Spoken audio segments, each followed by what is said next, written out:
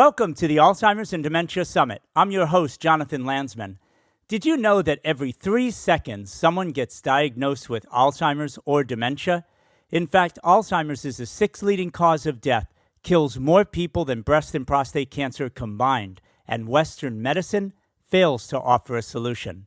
As a health and fitness consultant for nearly 30 years, I believe Alzheimer's and dementia are the most misunderstood, cruelest, and costliest of all diseases. That's why I created this summit, to help you prevent, slow down, and reverse cognitive decline before it's too late. Our show today, Toxic Food, Uncovering the Suppressed Truth. Our guest, Mike Adams, also known as the Health Ranger, is an outspoken clean food advocate and critic of the overdrugging of America with toxic pharmaceuticals. As an award-winning investigative journalist, he has actively pursued a path of discovery into food ingredients, composition, and contamination, ultimately transitioning to a food scientist with a world-class analytical laboratory he built from the ground up. Today, among his many responsibilities and accomplishments, Mike is the editor of naturalnews.com, the internet's #1 natural health news website, now reaching 7 million unique readers a month. As the director of the Natural News Food Forensic Lab, Mike and his team put the things we eat every day under the microscope to expose the hidden truths about the contaminants in our foods. In his brand new book, Food Forensics, Mike reveals what we can't see on our own and tests levels of lead, arsenic, mercury, plus much more in common foods and additives, from cereals, soups, and other prepackaged meals to fast food and medicinal herbs. Make no mistake about it, our food has become extremely toxic beyond anything we've seen in human history. Commercial food producers contribute to the problem and will do just about anything to keep you in the dark about the threats in our food supply. Simply put, if you want to protect your brain health, you must know the truth about what's in your food. And today, that's exactly what we'll expose, plus give you some great ideas about the best foods and dietary supplements to improve brain health. Please join me in welcoming Mike Adams to our program. Mike, welcome. Thank you, Jonathan. It's great to join you. As always, fascinating topic here, so thanks for having me on. It's our pleasure, Mike. Let's start off by talking about, in your view, is there a link between certain foods and an increased risk of Alzheimer's or dementia? There's no question, Jonathan, and let me just set the background. I am the lab science director of an ISO-accredited analytical laboratory, and ISO, International Standards Organization, 17025 accreditation. We do commercial lab testing for food contamination and composition, pesticide residues, those types of things. So in addition to being the editor of Natural News, where I cover the news every day, breaking news on Alzheimer's preventions or Alzheimer's things that make it worse, I cover all that news, and I've done that for over a decade. I run this lab, so I'm looking at foods and dietary supplements, and I'm looking at the composition of the food and noticing some fascinating patterns that I'll share with you and your listeners. So the short answer is absolutely, food can either promote Alzheimer's and dementia, and we could talk about some of the things that cause that, or it can reverse it. And this is what's crucial to know.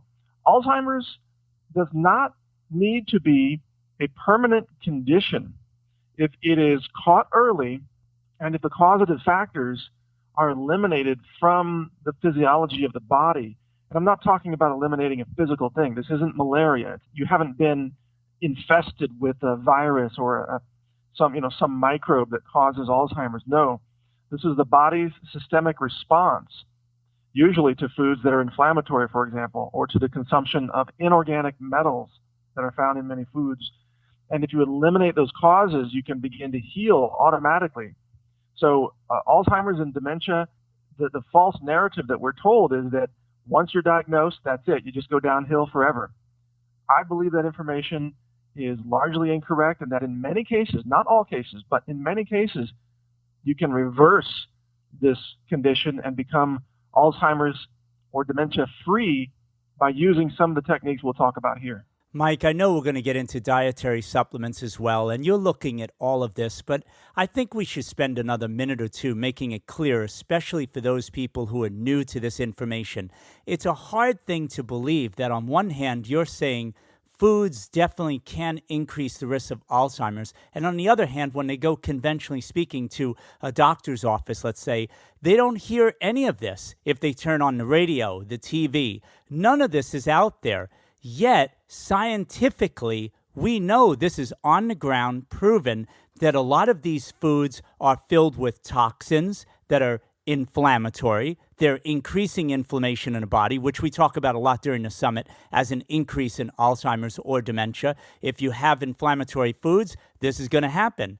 So we know this is going on, yet most people are not hearing about this.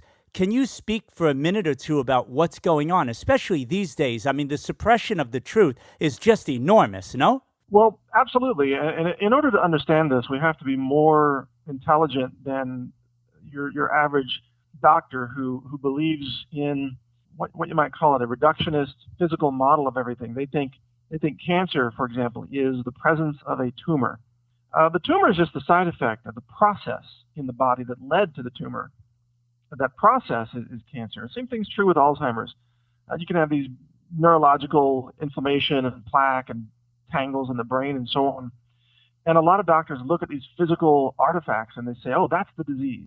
Because that's the model. You know, the medical system is still comes out of the dark ages of physical modeling of everything. And they don't understand systemic influences and really advanced biology and how things work. So the truth is, whether we're talking about Alzheimer's or cancer or diabetes, there are causes that lead to symptoms. The symptoms are the tumor or the plaque in the brain, or let's say plaque buildup in the arteries in the case of atherosclerosis and cardiovascular heart disease. So what we have to understand is the health effects that you get are not entirely controlled by your genes. And in the old school understanding of medicine, everything was genetic. And you were either programmed to get cancer or programmed to be cancer-free. And a lot of doctors mistakenly thought there was nothing you could do about it. And so they didn't link diet to health outcomes. But what we know today is really the opposite. We know that every person has genetic code for perfect health. And simultaneously, there are some genes that can promote cancer if they are expressed. Now, how do those genes get expressed?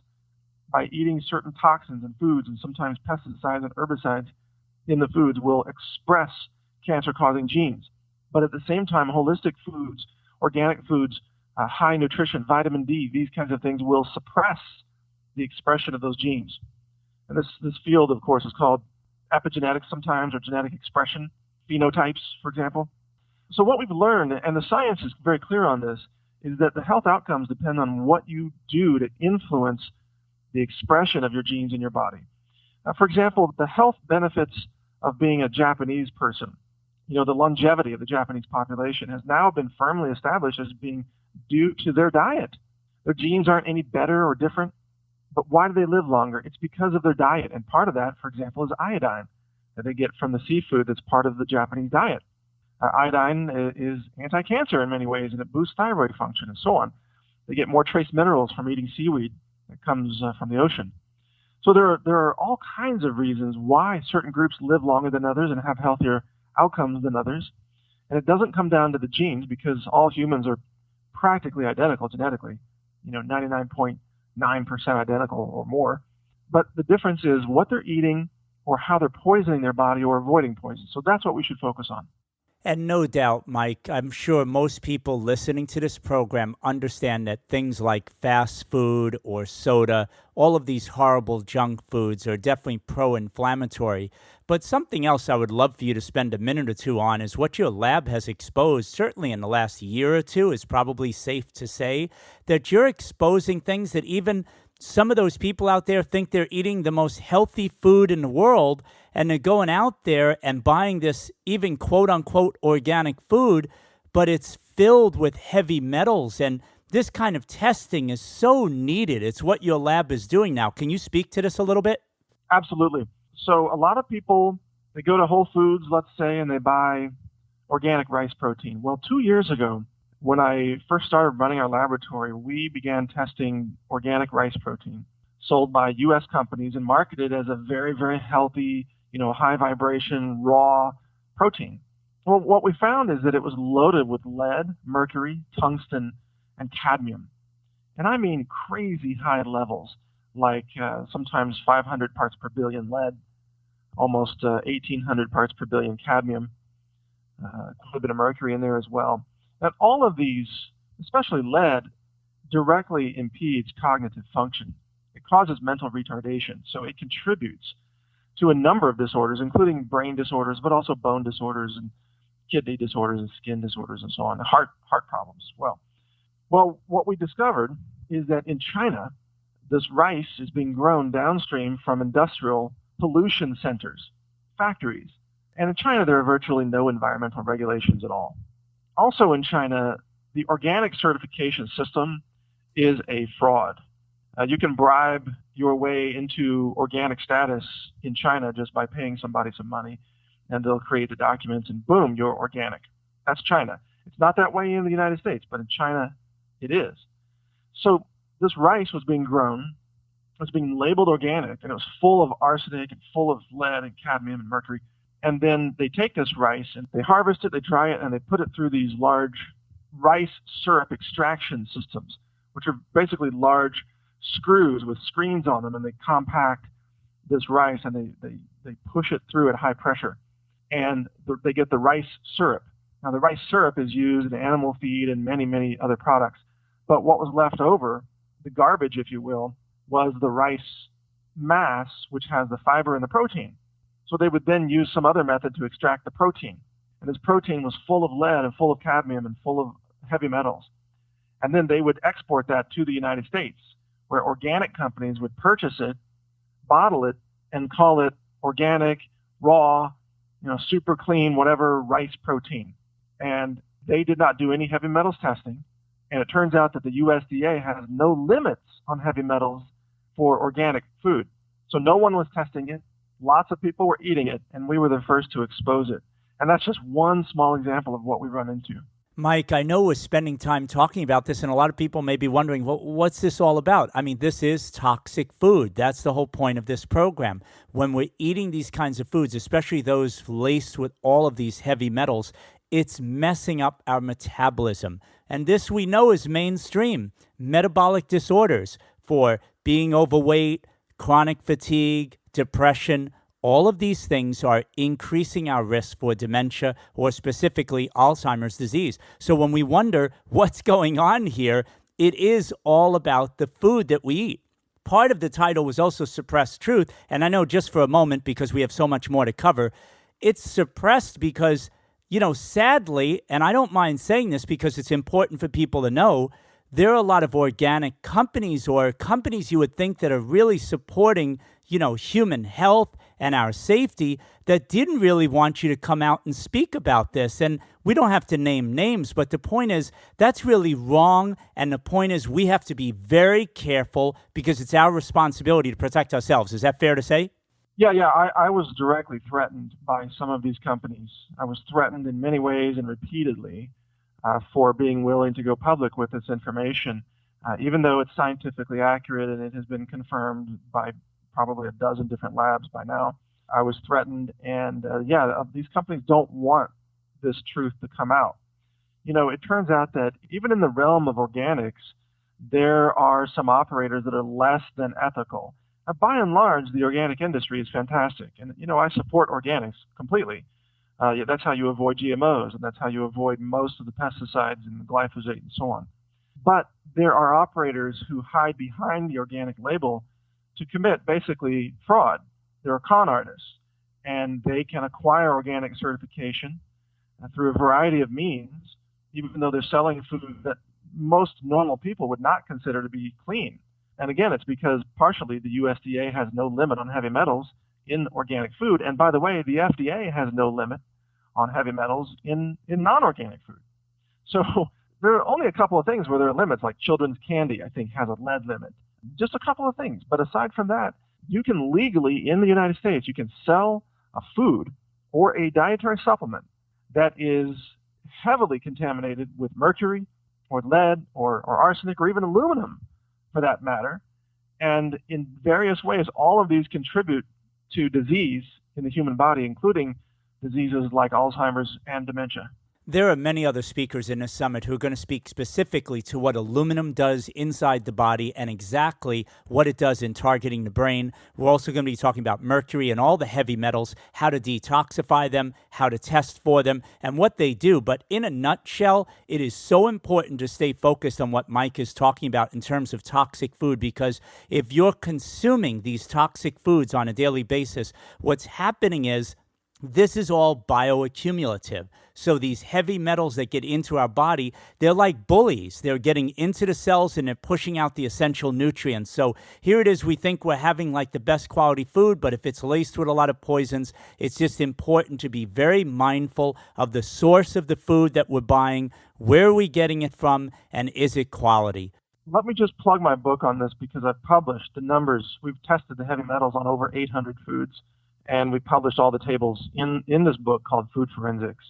And the website is foodforensics.com.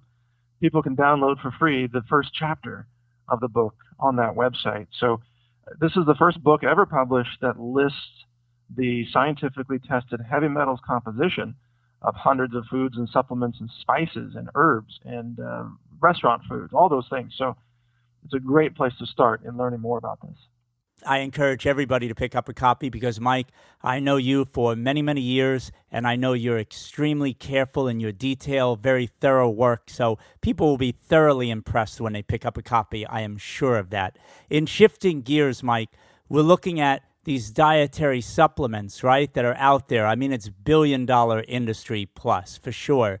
Are there any dietary supplements that could actually increase the risk of dementia and Alzheimer's disease? Well, let me be clear that I support health freedom, and the dietary supplement industry as a whole is very, very beneficial.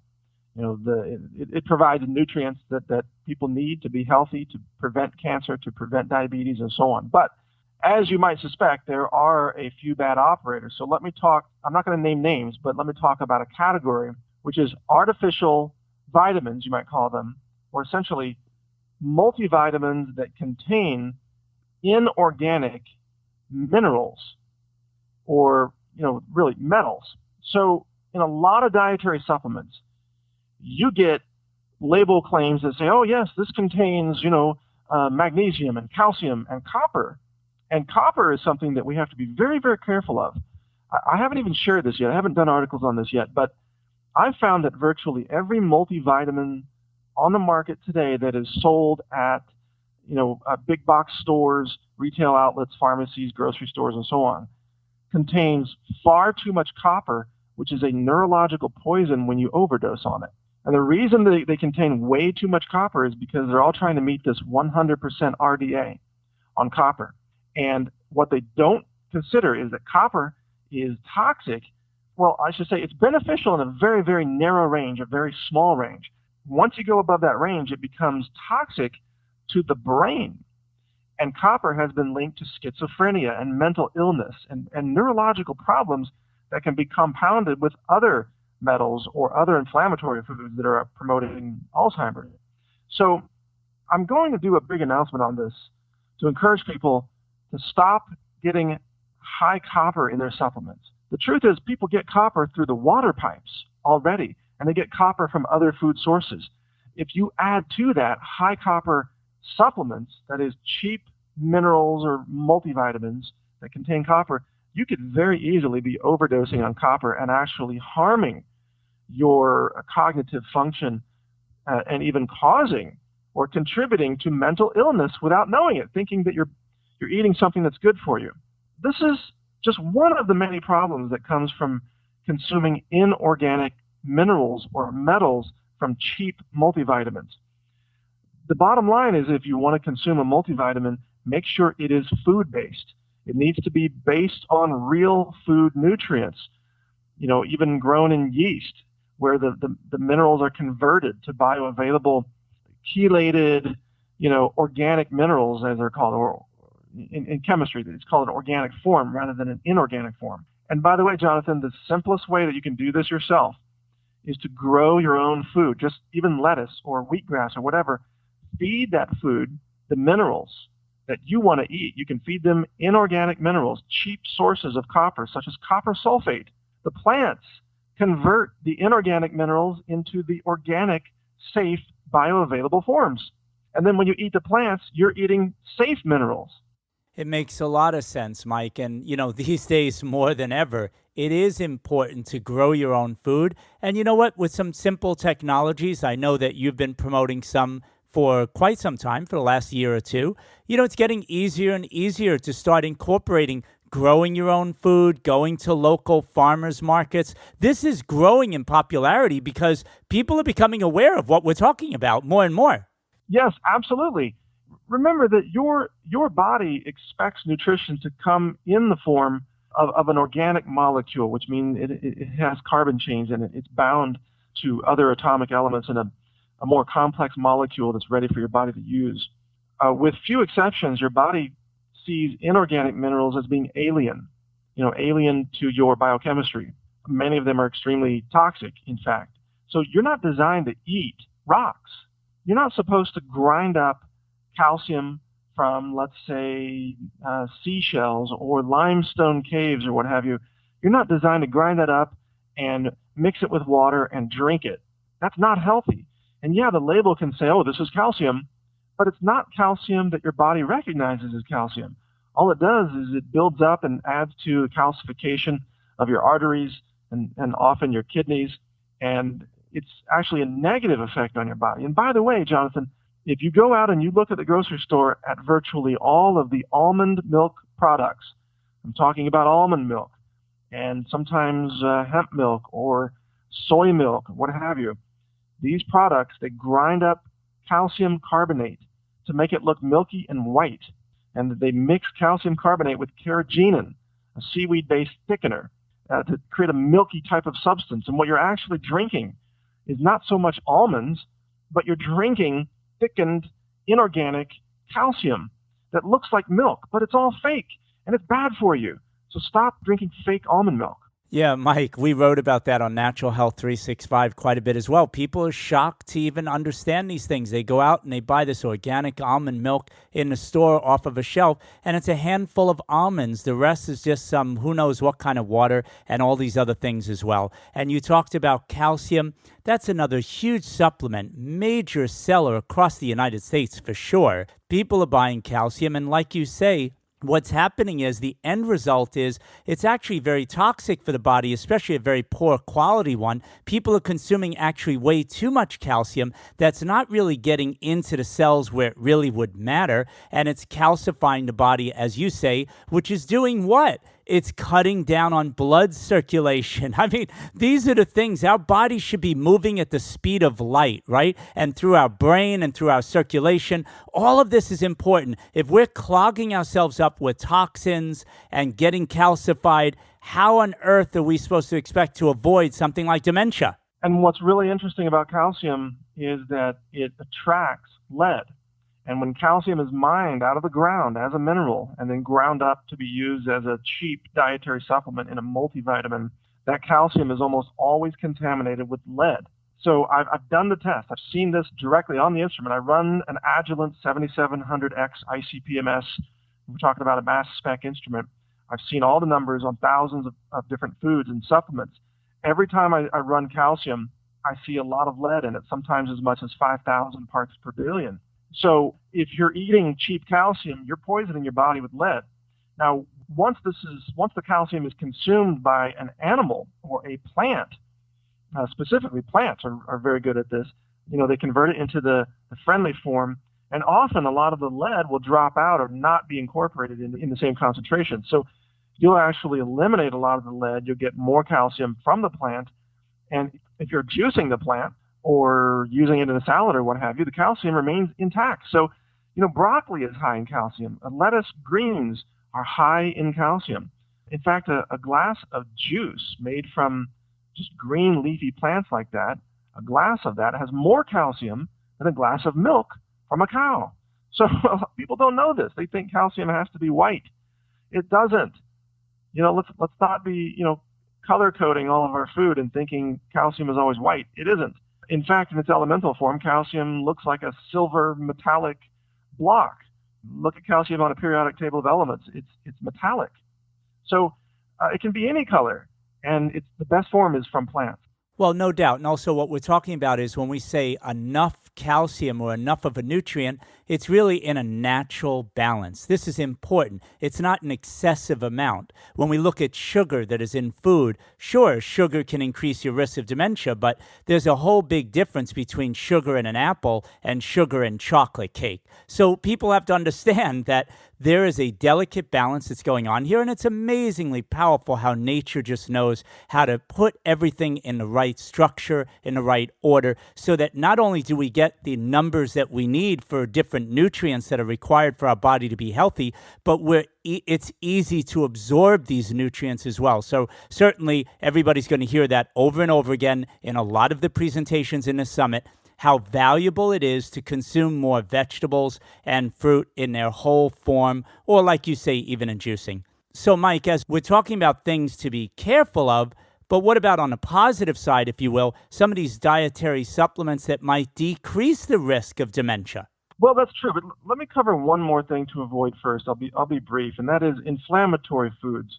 So, the bad fats, the omega-6s, fried foods that are burned or charred and have carcinogenic chemicals because they've been burned or modified like that. Inflammatory foods are going to contribute to numerous diseases in your body, including cancer, which is partially at least a disease of inflammation, diabetes, type 2, which might be called inflammation of the pancreas, for example, in a general sense, Alzheimer's, which might be called inflammation of the brain, the neurological cells, for example. So as you are learning about how to prevent disease, you need to think in terms of what is inflammatory to the body. And it turns out it's things from the food supply that make the body, you could say, angry. It's things that aren't nice to the body. And that a lot of those are things that are modified. Homogenized milk, for example, pasteurized, homogenized cow's milk is highly inflammatory. It is believed to be the number one cause of the rise in allergies that we've experienced over the last generation or so in America. If you drink milk, drink raw milk, non-homogenized, non-pasteurized, full of good, healthy microbes the way nature intended. So just keep this in mind. Start eating foods that don't cause inflammation. And by the way, now I'll transition to some of the things that help reverse inflammation. Is that okay? Absolutely. Go right ahead, Mike. Thanks. Okay. So all kinds of healing foods exist out there. What's amazing about them is that you might think you're trying to prevent one disease like Alzheimer's, but it turns out you're actually preventing cancer and preventing diabetes and preventing heart disease at the same time, because these foods have systemic health benefits. And one of my favorites as a spice is turmeric. And you can grow your own turmeric. I actually grow it myself. I grow aloe and I grow turmeric and I grow lettuce greens and things like that. But I blend a small chunk of turmeric into my smoothie every morning. And if you look at the benefits of turmeric, they are extraordinary. I mean, just extraordinary. If it was a drug, it would be called the most miraculous breakthrough of the century. It's that amazing. But it's just one of many. You can also have ginger. Ginger is, sort of related to turmeric, but has its own unique profile as well. And it's anti-inflammatory at the same time. And then, of course, the omega-3s. The fatty acids of omega-3, I think, are crucial for avoiding the Alzheimer's and dementia symptoms and effects. And it doesn't mean that just taking omega-3s right now can reverse Alzheimer's, but it does mean that a lifetime of consuming omega-3s instead of consuming omega-6s and other cheap oils, hydrogenated oils, for example, can prevent Alzheimer's or vastly extend the time at which Alzheimer's symptoms begin to appear. Another quick note, Jonathan, on all this. When I talk to people who have been diagnosed with something, such as Alzheimer's or cancer or diabetes, and I tell them, look, I'm not a doctor, but they often ask me for information like, what could help me with this condition? In almost every case, people continue to eat all the garbage that gave them the disease in the first place, and then they want to add one thing, and they want to think it's a drug that can reverse all the other harm that they're doing to themselves by eating the stuff that caused the disease in the first place. You know what I mean? They're eating pizza and donuts and junk food, fast food, fried food, processed food, factory food. And then they want to say, oh, I'm going to take a teaspoon of, resveratrol powder or turmeric, and that should counteract all that other stuff, right? And I say, no. Are you insane? You have to change the causes of what brought you to this point of disease. You can't counteract all that harm in your entire diet with 1 teaspoon of one beneficial substance. You need to stop poisoning yourself at the same time that you start nourishing your body for healing. And I mean completely. I mean, you got to go into your pantry and you got to just throw it all out. You got to clean out your refrigerator. You got to educate your family members. Stop buying the garbage. It's making you sick. If you don't get serious about this, you're not going to get any different results. I mean, I know I sound animated on this point, but too many people think a food is like a drug and that one little pill is going to counteract their horrible lifestyle. Mike, I don't think you're animated at all. I would say it's the direct opposite. You're actually just speaking the truth. I feel like a lot of this is suppressed truth. And what I mean by that, when I listen to you talk about all these things, you're right. A lot of people are just sort of taking the Western mindset approach to this. What is that one thing, even naturally, right? Even organically, some fancy detox program that might cost quite a bit of money, or some fancy supplements that they now have to spend extra money on. And a lot of times it's so true. What I teach people every day as well is this idea of just saying, look, what is it that you like to do right now? What are the foods that you enjoy?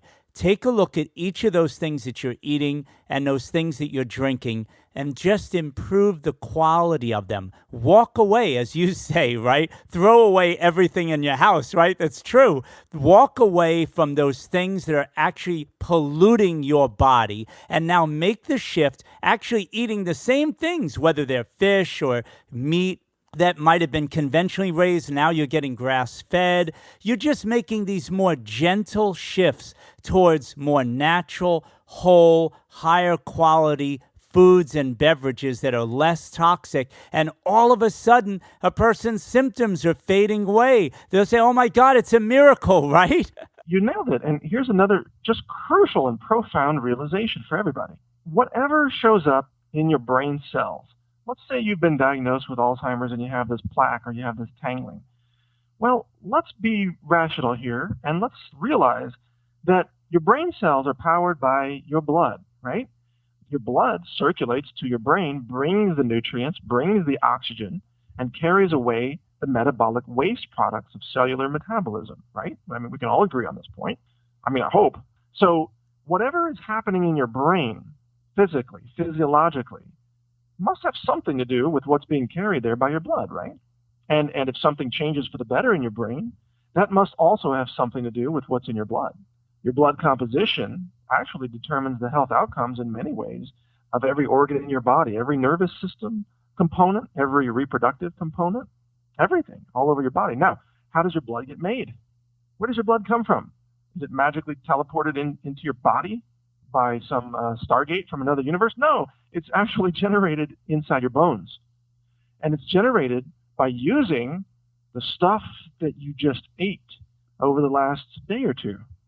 And you're making new blood every day, and that blood's going to your brain and nourishing your cells. And yet that blood is made out of the stuff you just ate and drank. And so the stuff you eat and drink becomes the stuff in your brain cells.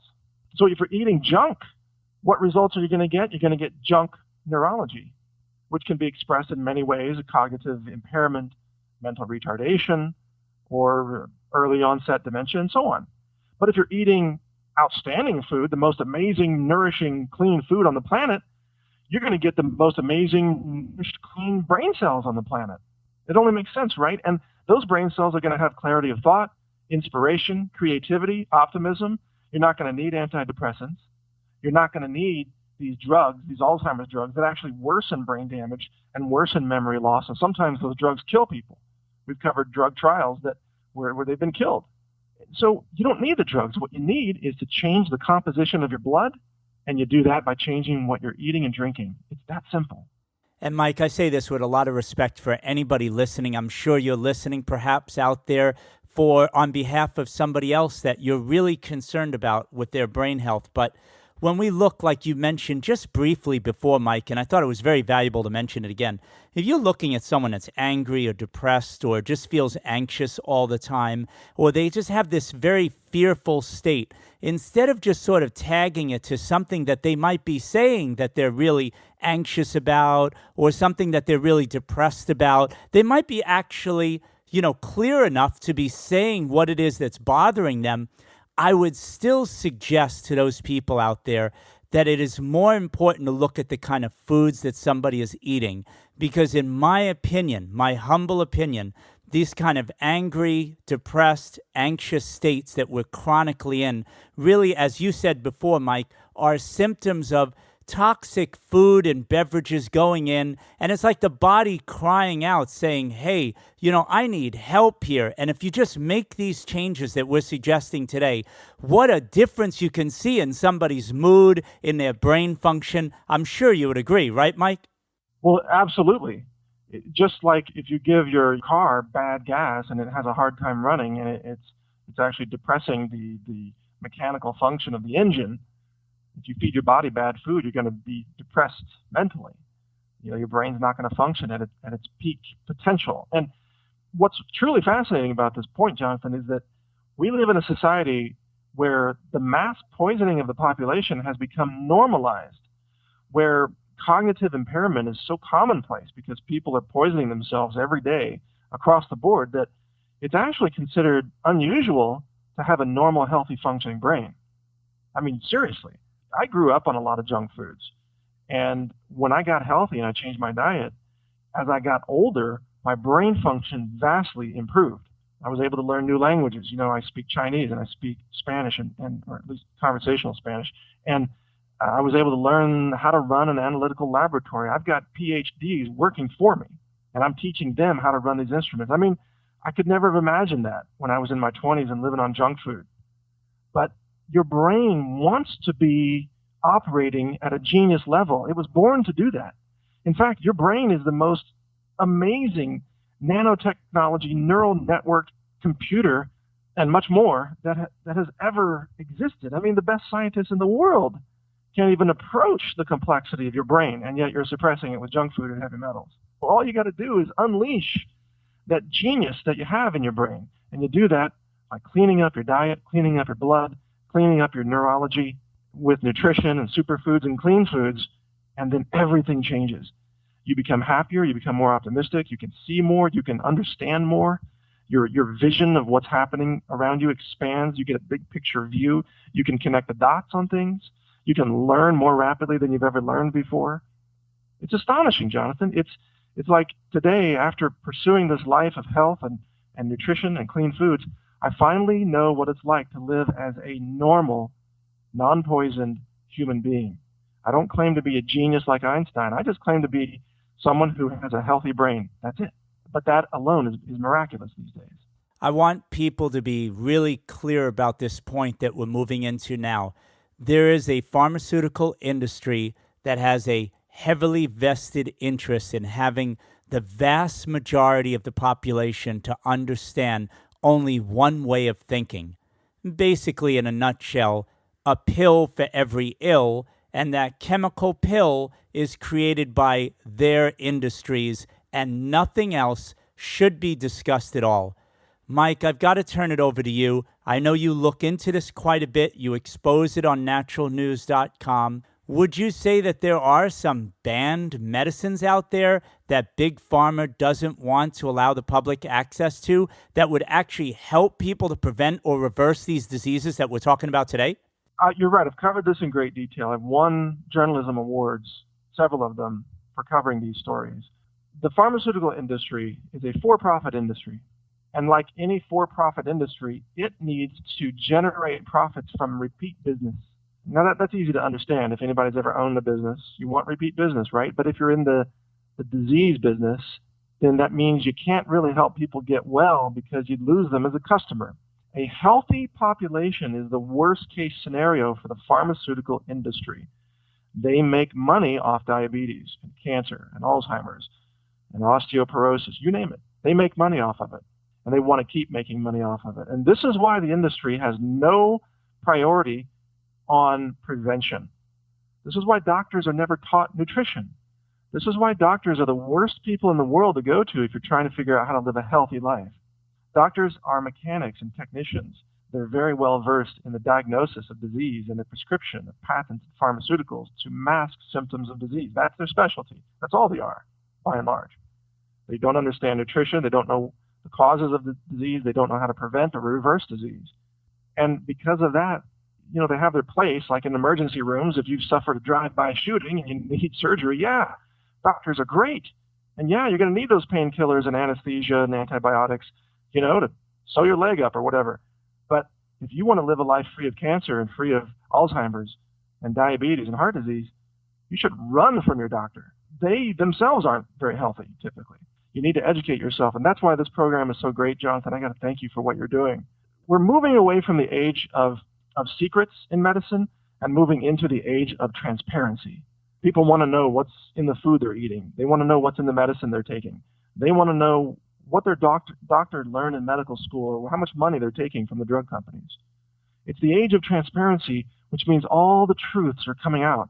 And it's amazing that people are now saving their own lives by learning about cancer prevention, cancer cures. People are saving their family members by sharing information with them. People are reversing type 2 diabetes every single day in America. People are getting healthy and revolutionizing their own health without even consulting a doctor. And that's what you're part of here. So thank you for what you're doing.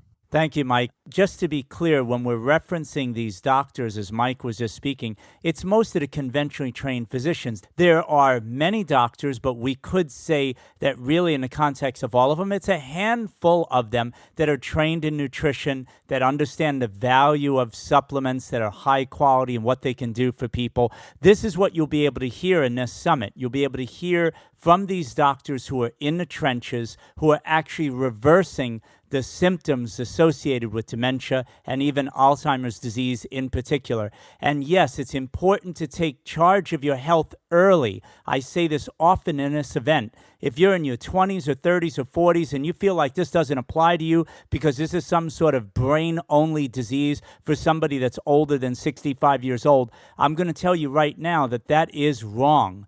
Because we have the doctors who have taken the brain scans, like Dr. Daniel Amen, and all these other doctors who are reporting to me, and you'll hear it in these presentations in this event, how they're seeing these symptoms showing up in people in their 20s and 30s, even children with ADHD, autism, all of this, these neurological problems early on in life that we tag other kinds of diseases really are setting the stage for an increased risk for dementia later on in life. I'm sure you would say that's fair to say, Mike, with all of these environmental risks that we're exposed to these days. Very, very much so, and thank you for clarifying my statement on doctors. You're right. I do mean just conventional, limited thinking, pharmaceutically trained doctors. Now, a lot of doctors start there, but then they go on to learn complementary medicine or holistic medicine, and there are naturopathic physicians that I fully support as well. So, some people go through Dr. Andrew Weil's program in Arizona, and they become experts in complementary medicine. That's great.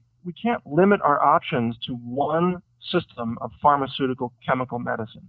We have to expand our options, and when we expand our options, that means we are empowered with more potential choices and a greater number of potential outcomes. I can guarantee every person listening that the drug companies are never going to produce a pill that makes you healthy, because that is the opposite of their business model.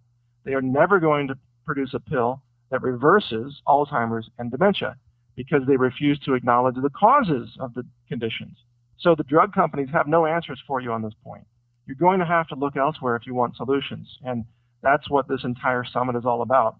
I can't wait to hear the other guests, by the way, because I know they're experts in areas that I'm not, and I want to learn more from them as well and then incorporate it into my work. So this is a wealth of information. It's a treasure chest for humanity. I feel like every person, sometime as they get into adulthood, they should be handed a manual like, here's how your body works. Here's the outcome you're going to have based on what you do today, and to help guide young people into making good decisions that will give them longevity and good brain function and good health for their whole lives. That's what we need in society. It all begins with food And I know after listening to this program, you're going to be motivated to take better care of yourself this way. But please make it a point to listen to as many of these presentations as you possibly can. Mike, I want to thank you so much for your time today. And I want to thank our listeners for joining us. If you would like a copy of this program plus all the other presentations inside the Alzheimer's and Dementia Summit, simply click the banner you see on this page.